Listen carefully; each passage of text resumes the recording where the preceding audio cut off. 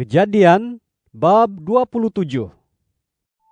Ketika Ishak sudah tua dan sudah kabur matanya, sehingga tidak dapat melihat lagi, dia memanggil Esau, anak sulungnya. Katanya kepada Esau, "Anakku." Jawabnya, "Iya ayah, aku ada di sini."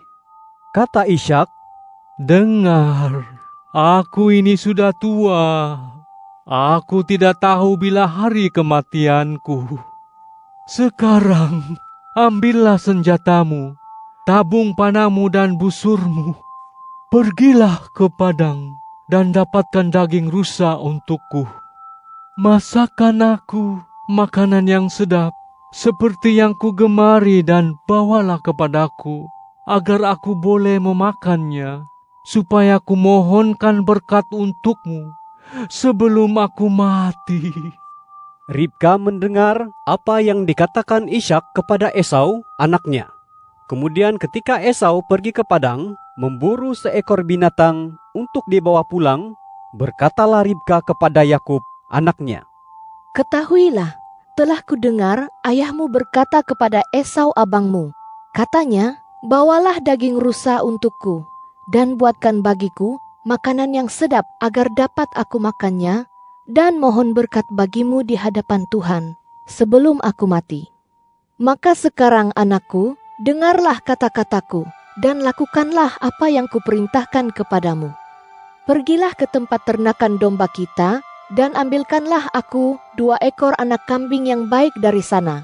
Aku akan mengolahnya menjadi makanan sedap kegemaran ayahmu. Kemudian kamu harus membawanya kepada ayahmu untuk dimakannya, agar dia memohonkan berkat bagimu sebelum dia mati." Kata Yakub kepada Ribka, ibunya, "Tetapi Esau abangku itu seorang yang berbulu, sedangkan aku berkulit licin.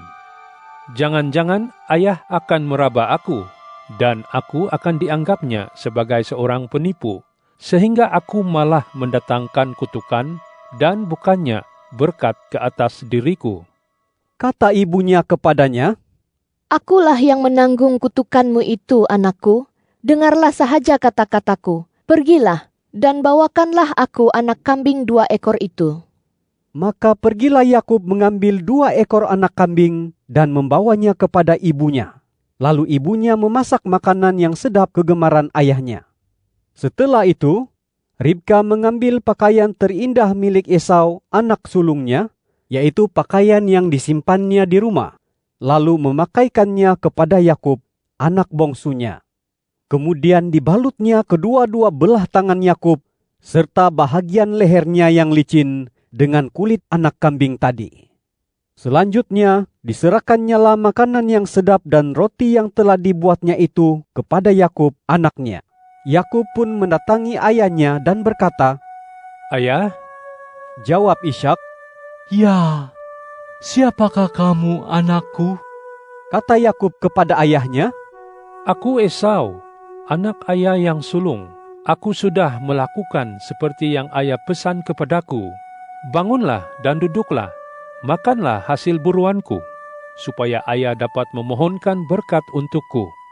Kata Ishak kepada anaknya, "Bagaimanakah kamu mendapatkannya secepat itu, anakku?" Jawabnya, "Sebab Tuhan Allahmu membuat aku berhasil." Lalu kata Ishak kepada Yakub, "Marilah dekat-dekat, anakku. Aku mau merabamu, sama ada kamu ini anakku Esau atau bukan." Yakub pun mendekati Ishak ayahnya. Lalu Ishak merabanya dan berkata, "Suaranya suara Yakub, tetapi tangannya tangan Esau." Ishak tidak mengenali dia, kerana kedua-dua belah tangannya berbulu seperti tangan Esau abangnya. Jadi, Ishak hendak memohonkan berkat baginya.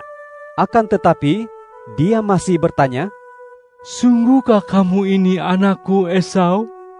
Jawabnya, "Ya." Kemudian kata Ishak, "Dekatkanlah hasil buruanmu itu kepadaku. Aku akan memakannya, supaya aku mohonkan berkat bagimu."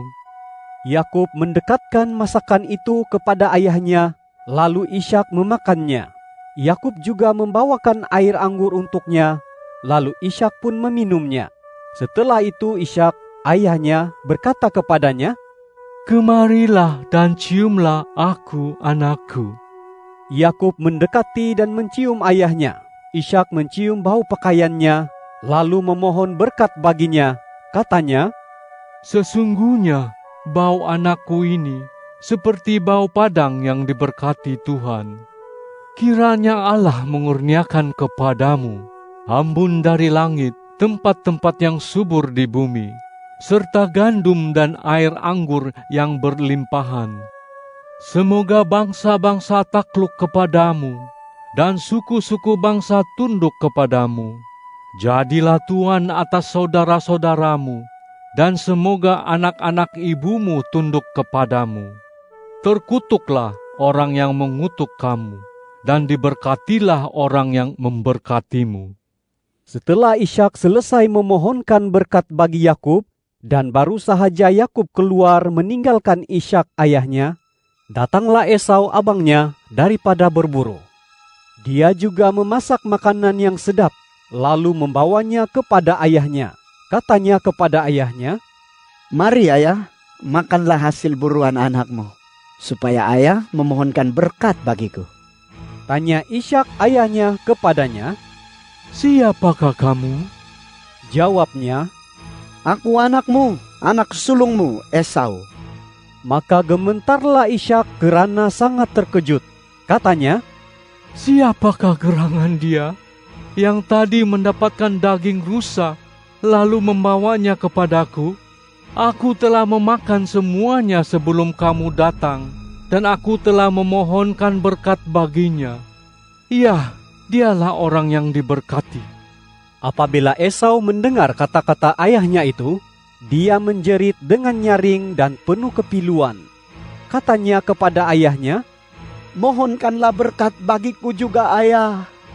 kata ayahnya, "Adikmu mendatangi aku dengan tipu hela dan telah mengambil berkat yang menjadi bahagianmu." Kata Esau, Bukankah tepat dia dinamai Yakub? Dia telah memperdaya aku untuk kali keduanya. Dahulu hakku sebagai anak sulung diambilnya, dan lihatlah, sekarang diambilnya pula berkat yang menjadi bahagianku.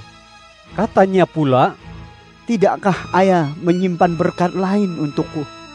jawab Ishak kepada Esau, "Sesungguhnya telah kutetapkan dia menjadi tuanmu, dan semua saudaranya telah kuberikan kepadanya menjadi hambanya. Dengan gandum dan air anggur telah kutunjangi dia. Jadi, apalagi yang dapat kulakukan untukmu, anakku?" kata Esau kepada ayahnya. Hanya satu berkat itukah yang ada padamu ayah? Mohonkanlah berkat bagiku juga ayah. Lalu menangislah Esau dengan suara yang nyaring. Jawab Ishak ayahnya kepadanya, "Sesungguhnya tempat tinggalmu akan jauh dari tempat-tempat subur di bumi, dan jauh dari embun langit di atas. Kamu akan hidup dengan pedangmu, dan kamu akan menjadi hamba adikmu. Tetapi akan terjadi kelak, apabila kamu akan bebas daripada belenggu itu, kamu akan melepaskan kuknya daripada tengkukmu." Esau benci dan berdendam terhadap Yakub atas sebab berkat yang dipohonkan ayahnya untuk Yakub. Kata Esau kepada dirinya, Akan tiba hari perkabungan ayahku, dan pada waktu itulah aku akan membunuh Yakub, adikku. tetapi kata-kata Esau, anak sulungnya itu disampaikan seseorang kepada Ribka, lalu disuruhnyalah orang memanggil Yakub, anak bungsunya. Berkatalah Ribka kepadanya, Ketahuilah bahwa Esau abangmu menenangkan dirinya dengan rancangan untuk membunuhmu. Maka wahai anakku, dengarlah kata-kataku. Larilah segera ke tempat Laban saudaraku di Haran. Tinggallah bersama-samanya selama beberapa waktu sehingga reda kemarahan serta amarah abangmu kepadamu, dan dia lupa apa yang telah kamu lakukan terhadapnya. Nanti aku akan menyuruh orang untuk menjemputmu dari sana. Mengapakah aku harus kehilangan kamu berdua dalam satu hari? Kemudian Ribka berkata kepada Ishak, Aku sudah jemu hidup karena para perempuan Het itu. Jika Yakub juga memperistri seorang perempuan dari negeri ini, yaitu perempuan Het seperti mereka itu, apa gunanya lagi aku hidup?" Kejadian bab 28.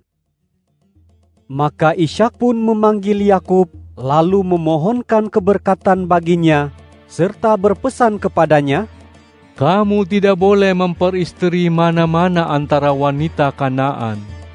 Bersiaplah, pergilah ke Padan Aram, ke rumah Betuel, ayah kepada ibumu. Ambillah dari sana seorang istri bagimu, antara anak perempuan Laban, saudara ibumu. Semoga Allah yang Maha Kuasa memberkati kamu, membuat kamu beranak cucu, dan memperbanyak bilangan keturunanmu, sehingga kamu menjadi satu bangsa yang besar. Semoga Dia mengurniakan berkat Abraham kepadamu dan kepada keturunanmu, sehingga kamu mewarisi negeri tempat kamu tinggal sebagai pendatang ini, yaitu negeri yang telah dikurniakan Allah kepada Abraham." Kemudian Ishak menyuruh Yakub pergi. Lalu Yakub berangkat pergi ke Padan Aram itu, yaitu kepada Laban anak Betuel, warga Aram itu. Laban ialah saudara Ribka, ibu Yakub dan Esau. Esau melihat betapa Ishak mendoakan keberkatan bagi Yakub dan menyuruhnya pergi ke Padan Aram untuk mengambil istri dari sana. Esau pun menyaksikan sewaktu Ishak memohonkan berkat bagi Yakub. Dia berpesan kepadanya, "Kamu tidak boleh memperistri mana-mana antara kaum wanita Kanaan," dan bahwa Yakub mentaati arahan ayah serta ibunya, lalu pergi ke Padan Aram. Sedarlah Esau bahwa kaum wanita Kanaan tidak disukai oleh Ishak, ayahnya. Lalu Esau pergi kepada Ismail dan mengambil Mahalat menjadi istrinya di samping istri-istrinya yang lain. Mahalat ialah adik Nebayot, anak Ismail, anak Abraham. Yakub meninggalkan Bersheba dan pergi ke Haran. Sampailah dia di suatu tempat, dan lantaran matahari sudah terbenam, bermalamlah dia di situ. Dia mengambil sebuah batu yang berada di situ untuk dijadikan bantal, lalu berbaringlah dia di situ. Dia pun bermimpi bahwa dia ternampak sebuah tangga yang terdiri di bumi, dengan bahagian puncaknya sampai ke langit. Para malaikat Allah turun naik di tangga itu. Tampak pula Tuhan berdiri di sisi Yakub dan berfirman, "Akulah Tuhan Allah Abraham, datukmu, dan Allah Ishak.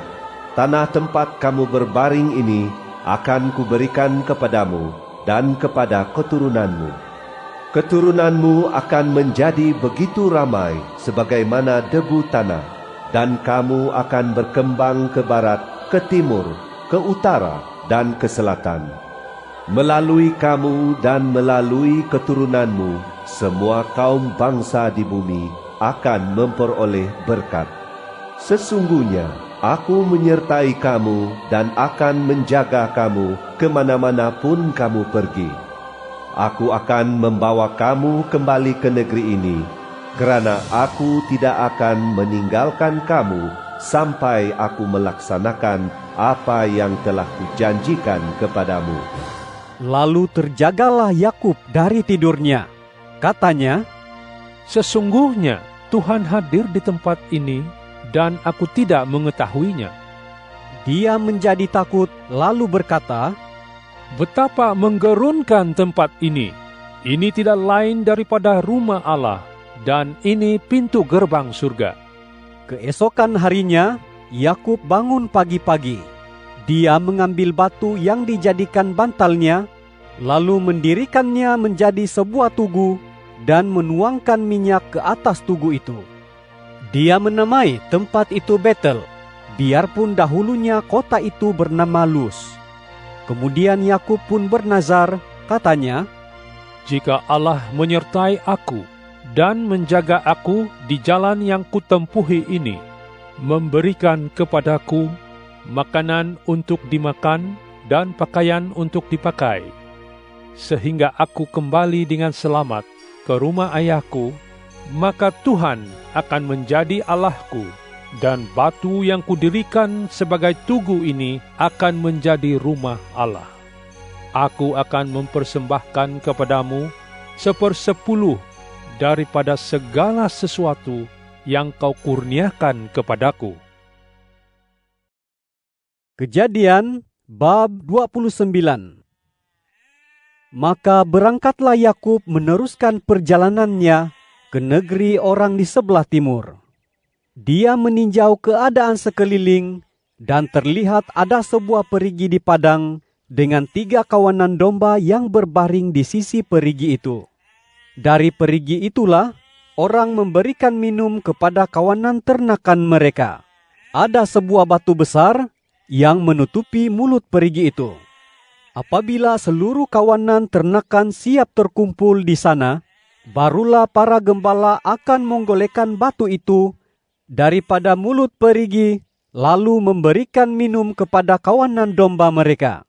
Setelah selesai kerja itu, batu berkenaan dialihkan semula ke tempatnya di mulut perigi itu. Yakub bertanya kepada warga di situ, "Saudara-saudaraku, dari manakah kamu ini?" Jawab mereka, "Kami ini dari Haran." Tanya Yakub pula kepada mereka, "Adakah kamu mengenali Laban, cucu Nahor?" Jawab mereka, "Kenal." Tanyanya kepada mereka, "Apa kabar dia?" Jawab mereka, "Baik, lihat, itu Rahel, anak perempuannya, datang dengan kawanan dombanya." Kata Yakub, "Hari masih siang, belum waktunya ternak dikumpulkan. Jadi berilah kawanan kambing dombamu minum, lalu gembalakanlah lagi." "Tidak boleh." Jawab mereka, "Sesudah seluruh kawanan ternak dikumpulkan dan batu digulingkan daripada mulut perigi, barulah kami boleh memberikan minum kepada kawanan domba kami." Sewaktu Yakub sedang bercakap dengan mereka itu, Rahel tiba bersama-sama kawanan domba ayahnya yang digembalainya. Maka Yakub yang melihat ketibaan Rahel, anak perempuan Laban beserta kawanan domba Laban, pun pergi menggolekkan batu daripada mulut perigi itu, lalu diberinya minum kepada kawanan domba Laban, saudara ibunya itu. Lalu Yakub mencium Rahel dan menangis dengan suara nyaring. Yakub memberitahu Rahel bahwa dia anak Ribka, saudara kepada ayah Rahel. Maka berlarilah Rahel memberitahu hal itu kepada ayahnya. Lalu setelah Laban mendengar kabar tentang Yakub, anak saudaranya, berlarilah dia menyambutnya. Laban memeluk dan mencium Yakub, lalu membawanya masuk ke rumahnya. Kemudian Yakub menceritakan segala hal ehwalnya kepada Laban. Kata Laban kepadanya, "Sesungguhnya kamu memang darah dagingku." Maka tinggallah Yakub bersama-samanya selama sebulan penuh. Maka berkatalah Laban kepada Yakub, "Patutkah kamu bekerja denganku secara percuma, hanya kerana kamu saudaraku? Katakanlah kepadaku, apakah upah yang patut bagimu?" Laban mempunyai 2 orang anak perempuan, yang lebih tua bernama Lea, manakala yang muda bernama Rahel. Lea bermata kuyu, tetapi Rahel elok perawakannya dan cantik parasnya. Yakub jatuh cinta kepada Rahel, lalu dia berkata, "Aku akan bekerja dengan Paci selama 7 tahun lama, demi mendapatkan Rahel, anak Paci yang lebih muda itu." Jawab Laban, "Lebih baik kuberikan dia kepadamu, daripada memberikannya kepada orang lain. Tinggallah bersama-samaku." Maka bekerjalah Yakub selama 7 tahun demi Rahel. Namun begitu, kepadanya 7 tahun itu bagaikan beberapa hari sahaja kerana cintanya kepada Rahel. Kemudian berkatalah Yakub kepada Laban, "Berikanlah bakal istriku, kerana waktuku sudah tiba. Aku mahu menikahinya." Maka Laban mengundang semua orang di tempat itu dan mengadakan kenduri. Akan tetapi, pada malam hari dia mengambil Lea, anaknya, dan membawanya kepada Yakub, lalu Yakub menidurinya. Laban juga memberikan seorang hamba perempuannya bernama Zilpa kepada Lea anaknya itu untuk menjadi hambanya. Pada pagi harinya, ternyatalah kepada Yakub bahwa perempuan itu Lea. Lalu berkatalah Yakub kepada Laban, Apakah yang Paci lakukan terhadap aku ini? Bukankah aku bekerja dengan Paci demi mendapatkan Rahel? Mengapakah Paci menipuku? Jawab Laban, Di tempat kami ini, tiada orang yang memberikan anak yang lebih muda mendahului anak sulungnya. Genapkan dahulu 7 hari pernikahanmu dengan anakku ini. Kemudian, anakku yang muda itu akan kuberikan juga kepadamu, dengan syarat kamu bekerja denganku selama 7 tahun lagi. Yakub menyanggupinya. Dia menggenapi 7 hari pernikahannya dengan Lea, dan setelah itu Laban memberikan pula Rahel anaknya kepada Yakub untuk menjadi istrinya. Kepada anaknya Rahel, Laban juga memberikan seorang hamba perempuan bernama Bilha untuk menjadi hambanya. Yakub pun meniduri Rahel yang lebih dicintainya berbanding dengan Lea. Kemudian dia bekerja lagi untuk Laban selama 7 tahun. Tuhan melihat betapa Lea tidak dicintai, maka dia membuka rahim Lea, tetapi Rahel mandul. Lea pun mengandung, lalu melahirkan seorang anak lelaki yang dinamainya Ruben kerana katanya, Sesungguhnya Tuhan melihat akan kesusahanku, dan pastinya kini aku akan dicintai oleh suamiku. Dia mengandung lagi, lalu melahirkan seorang anak. Katanya, Sesungguhnya Tuhan mendengar bahwa aku tidak dicintai, maka dikurniakannya pula anak ini kepadaku. oleh sebab itu, dia menamai anak itu Simeon. Selanjutnya, dia mengandung lagi, lalu melahirkan seorang anak. Katanya, Kali ini suamiku akan bertambah erat lagi denganku, karena aku sudah melahirkan 3 orang anak untuknya. oleh sebab itu, dia menamai anak itu Lewi. Dia mengandung lagi, lalu melahirkan seorang anak. Katanya, Kali ini aku hendak memuji Tuhan. oleh sebab itu, dia menamai anak itu Yehuda. Setelah itu, dia tidak melahirkan anak lagi.